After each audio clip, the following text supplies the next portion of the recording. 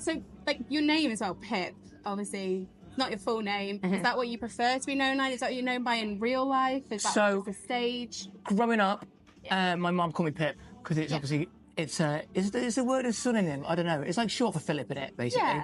Yeah. So growing up, my mum was called me Pip, and that was it. And then as I got older, just kind of Phil took over. And then obviously leaving bands to kind of launch myself as a solo artist, I had a couple of names. And one name, Gary Quinn found really funny. I was going to go as Fat Vampire. You know, there's really shit names that you look and go, what the fuck is that about? This is like, you know, when you go online, you see the whole, like, take your pet's name in the street you live. 100%, yeah. Like, that should, like, I don't know, porn name. Fat Vampire. That's how you go. I've come to suck something. You were like, oh, what's my country emo name? Well, yeah, and I was like, what could it, because Phil Marsh, it just sounds like you're going to book a plumber. Do you know what I mean? Or you need some roofing doing, like, oh, Phil Marsh is good at roofing. Need something. I was like, well, I spent like the first 15 years of my life being called Pip. So I was like, there you go. Yeah. Pip Marsh. And it's quite funny though, because like, that's how I'm known. Yeah. Now, since I kind of launched my solo stuff, but it's when people like still go, Phil. I'm like, oh, fucking yes, what? So you prefer Pip in both daily and stage live right now? It's kind of just the go-to. Yeah, exactly. And because it's the name you kind of knew when you were like 0 to 15 or whatever those years were, does it kind of take you back to some of that nostalgia as well? Does it make you feel like... Definitely, especially being someone who doesn't have any contact with their mother. Like, 2007 was the last time I spoke to my mum. Yeah. So it was a bit painful in some respects as well, but... It's going to be, isn't it? Do you know what? But I just thought, you know what, it feels right, and I'm not going to let a bad memory stop me embracing something that I know is going to be great. Yeah. So, you know, it's my name at the end of the day. So I just thought, yeah, Pip Marsh, cool. Let's go with it. It works. So you've kind of taken all the positives of that memory, turned it into a new career. Well, that's what we've got to do, right? Yeah. Because, like, we're all shaped. We all have our trauma. But like I say, like, you can't let it define you and you can't let it hold you back. But they make good songs, right? Exactly. Especially good, like, rock country songs. Exactly. That's what your trauma's meant to be, like... 100%. Right? And especially me kind of being, like, very from the emo nostalgia vibe, I like to almost sound like I'm crying at times. I love Sleep Token, okay, right? But they've made a whole career out of sounding like they're crying. It's just that, mate, I think they are so talented. His voice is amazing. Yeah. Everything. I just don't get it. I just don't get it. I like Bastille. Like... I don't know if I should say this and it be out on the internet. Say it. But it's the Book Talk girls that are like... The ones that cast spells and like, I think they're getting rituals and stuff. Literally, yeah. Okay. So that brings me to like Happy and Married to Gasoline, because even though they're very similar in essence, they're actually quite different. So Happy I like. Great song. Listened to it a few times. It's on the playlist. Great. Married to Gasoline's been on damn repeat. Like, I don't know what it is. What heroin did you put into that song? I went down to some alley in Leeds and found this guy. No, I'm joking. I worked with a different producer just to try something different. Like Jack, who I did Happy with, is a really great friend, and we're both very much into emo. So we kind of like the guitar tones and everything. We really kind of buried into that. Yeah. Gasoline, Married to Gasoline was written with my friend Andy, who's more a country producer. Okay. So we tried something different. And yeah, I think the production gives it that extra country splish. Yeah. Obviously, I'll continue to work with Jack and Andy because I love both their work. It kind of creates something within, you know. I mean, that's with every artist, isn't it? You have to go outside of your own box to, like... Oh, I was so scared to move on. Like, Jack said to me, he was like, dude, go write with some other people as well. Like, it'll be great. And I was like, oh, but I love you. He's like, no, go on. And then Andy slid into the DMs and was like, mate, do you want to come write some music? I was like, okay, sick, I'll do it. Yeah. And then I always worried about venturing into the country vibe. And, like, I've said to you previously, like, I've already said hateful comments, like, do you know what I mean? Like, and I'm like, good. Do you know what it is? Good. Like, people, like, some of the hateful comments I see, to be honest, are funny. Like, dude, I got called Emo Lincoln Park. No, Country Lincoln Park. I'd have been like, yes. So we're going to speak to you after. one of the mean comments they get is that they're the Walmart version of Nickelback. And I'd be like, yes. Dude, put me as the Aldi version. I'll be fucking happy. That's so British. Wait, is Aldi British? No, it's European. Watch this interview in the comments. Where the fuck is Aldi from? You're going. You ruined the fun now. We could have got more comments, bro. You're going to be the Lidl version of We'll go back to like the early pop punk stuff. So I've seen obviously old YouTube videos of Pip Marsh. Oh no, no. I've seen the old emo days. People watching can go and research their own. If they find it, good luck. There's no prize, but actually there is a prize. You'll see Pip's hat. No actual prize. But take us back to that. So how did you go from what is like quintessential pop punk to on your discography at the moment? I've been listening to Play Pretend. Oh yeah. Been listening to The Enemy. Oh fuck yeah. Those kind of. How did you go from that to Happy and Married to Gasoline? So I've always loved country, and I've always kind of loved how with like country production, I always listen to it. There's always the same formula, especially with older country, but that's why we love it, right? Mm-hmm. You've got the accent, the tonality, then you have the lyrics, but the production's always kind of very, very raw and live sounding, right? Mm-hmm. But when we look at like pop punk and emo, we're looking at guitar crunches, snare sounds, vocal kind of textures. I was like, what if I took my kind of classically emo-y pop punky voice and put it with what I'm vibing?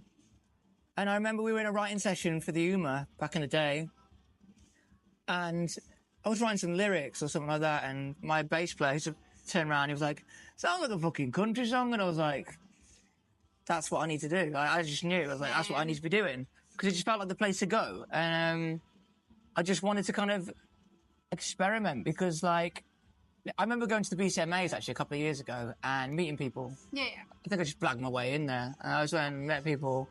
Yeah. Turned up wearing this orange jumper with loads of skulls over it and a beanie. Like, who the fuck's this guy? And I was like, yeah, I'm going to do like country songs with like fucking emo voice. And they were just like, everyone's like, what the fuck? And I was like, it's coming. And then, hello. So British. I'm going to do that again. Hello. I've been feeding Lakeview crumpets. I'm very English today. That was the most British thing I think I've heard all day. Hello, love. My name's Pip. For you, who do you see becoming like the top end of this, the alternative thing? Obviously, we've got Hardy up there already. So for me, I need a festival, preferably download Andy Coppin. I slid into his DMs the other day. So I honestly think Pip Marsh, Lakeview, Bill Murray, Hardy. And who do we bribe download to get your alternative? Look, a lot of my friends work at Live Nation, and I keep poking the bear. I'm like, come on. I said to my friend who is one of the bookers at Download, and he's just done the Falling in Reverse tour. Nice. And I said to him, I was like, mate, like, why don't we have this was last year at Download. I was like, come on. I was like, bro, let's literally get, because that was when that Jelly Roll song dropped with Ronnie Radke one. I was like, let's do this. He's like, I don't know if it work, you know, let's just like an afternoon of one genre. I was like, it would, man, it would. I think we're doing, you know, I do my country covers and stuff. Yeah. I want to hear more alternative vocalists do country vibes. Mm-hmm. Like, I'm doing a cover at the moment with my friend Hannah from Creeper.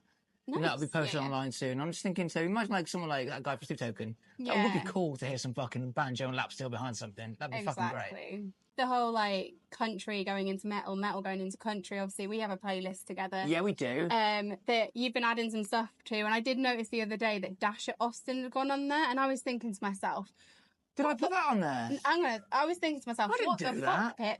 It's not. It's the metal version of Austin. Oh, I did. Right. So I've just finished shooting a movie with Paul Bartolome, who's the guitarist for Asking Alexandria.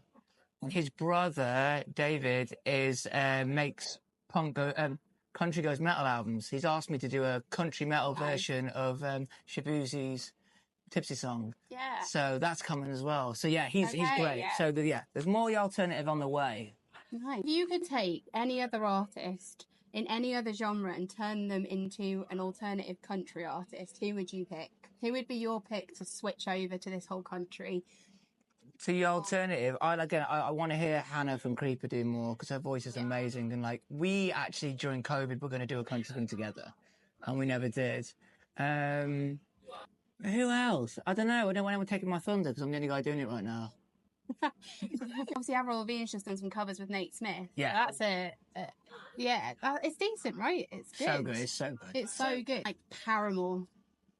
Well, they're Nashville natives anyway, aren't they? Yeah. So that would be really nice, actually. You could take any song from any genre and make it your song. Like if you could steal someone's song, it never existed for them, and it's actually yours. What would be that? What country song? What any song? Any song.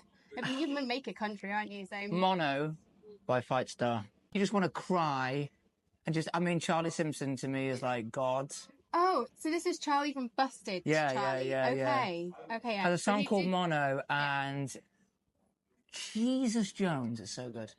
Isn't it? I'm going to go speak to Lakeview as well. Yeah, I would. Talk the same shit with them. I would. Ask him about cooking a crumpet on an iron. Okay, you need to walk me through this process. So you went backstage to Lakeview, and they went, cook me a crumpet on an iron. Jesse can get he likes his food. Yeah. And I was like, I'm going to get English food. Yeah. I was like, I'm going to get, bro, tell him about the crumpet, bro. I said to Jesse, I'm going to go get him a nice English selection. Yeah. So I went to Tesco and I was like, right, what can I make the boys? So I've got crumpets, jam, butter, Marmite and pork scratchings. And then we got in the dressing room and we were all excited. And then the toaster wasn't working. It was like, let's just cook it on an iron. I was like, yeah. So we iron cooked crumpets. And if you want that extra bit of cleanliness within your crumpets, do it on an iron. This is one of those videos where I'm going to put disclaimers at the bottom. Pip is nuts. This is professionals. Do not try this at home. Can you be a professional iron crumpeter?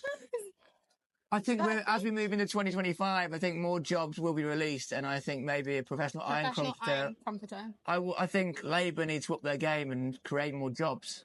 Not getting political here, don't worry. No, we're not. Southern crumpets, baby, that's it. Yeah. Crumpets aren't political, except they do taste awful, sorry. Sorry, British people. Oh, my goodness. I am British, but sorry. Fuck's sake. Do you eat crumpets daily? Not daily. Not like I've got an addiction. I just imagine you going back. I don't sit at a table with a credit card. I don't sit there with a credit card and start chopping them up. You put it on an iron. Literally, bro. What makes it though? Prison crumpets. You're going to go home tonight, cup of tea, crumpet, I don't know, tea cake or something. And the King's Speech on repeat. Yeah, Jammy Dodgers. Episode 1 of The Crown. I do like Downtown Abbey, though. I love Downtown Abbey. On that. As you can tell, I'm very rock and roll. Okay? Bring a lot of rock and roll. Listen to Pip Marsh's songs. He likes Downtown Abbey. And he's, what did you call yourself? A emo dude with a heroin addiction. Not with a heroin addiction. I said heroin sheet. I'm since over 18 months. Two very different things right there. The press man. Pip Marsh has a heroin addiction. Cheers, Matt. Thanks, Matt. Thanks very much. Cheers. Thanks. I'm done. Bye. Mate,